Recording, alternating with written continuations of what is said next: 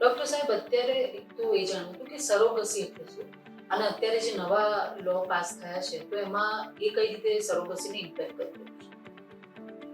Surrogacy એટલે સાદી ભાષામાં કહું તો કોઈ પણ મહિલાને ગર્ભાશયની ખામી હોય અને પોતાના ગર્ભાશયમાં બાળક ના રહી શકે એવા પ્રશ્નો હોય તો કોઈ બીજી મહિલા એને મદદ કરે અને આ મહિલા કે આ કપલનું જે બાળક છે કે ગર્ભ છે એ પોતાના ગર્ભાશયમાં સાચવી 9 મહિનાનો ઉછેર કરી ડિલિવરી કરાવીને પાછું આપી દે, એ જે વ્યવસ્થા આખી થાય એને સરોગસી ની મદદથી બાળક થયું કહેવાય. સરોગસી એટલે સાદી ભાષામાં ગર્ભાશયનું આપણે ભાડે આપવું, સમયનો એને મદદ માટે. હવે અત્યાર સુધી કોઈ આના માટેનો કાયદો કે એના માટેના રેગ્યુલેશન્સ અમલમાં નહોતા, એટલે એનો દુરુપયોગ પણ થતો હતો આપણા સમાજમાં.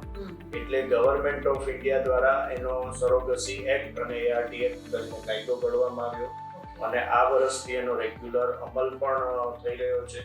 તો આ કાયદા હેઠળ દરેક સરોગસી સેન્ટરને રજીસ્ટર કરવું ફરજિયાત છે અને દરેક કપલ જે રેસિપિયન્ટ કપલ કહેવાય કે જેને જોઈએ છે બાળક, એમણે પણ એફિડેવિટને એના નિયમ પ્રમાણે રજીસ્ટ્રેશન કરવું પડે અને સરોગેટ મધર કે જે વ્યક્તિ મદદ કરવા તૈયાર છે એમણે પણ એના નિયમ પ્રમાણે રજીસ્ટ્રેશન ને બધું કરાવવું પડે, એફિડેવિટ કરાવવું પડે.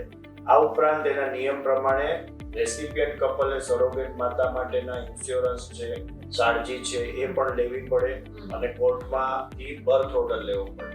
તો આ આખી ઘટનાને કાયદાનું સ્વરૂપ આપવામાં આવ્યું છે. એના ફાયદા પણ છે અને ગેરફાયદા પણ છે. ફાયદા એ છે કે સરોગેટ મહિલાનું શોષણ પણ થતું અટકે અને આખી આ ઘટના જે ઇરેગ્યુલર થતી હતી એ રેગ્યુલરાઇઝ થાય. સામે ગેરફાયદા એ છે કે આખી ઘટના બહુ લાંબી થઈ ગઈ છે, એમાં પડોજણ, ઘણા બધા એફિડેવિટ્સ, નોટરી, વકીલો અને કોર્ટ ઉપર ઓલરેડી ભારણ છે.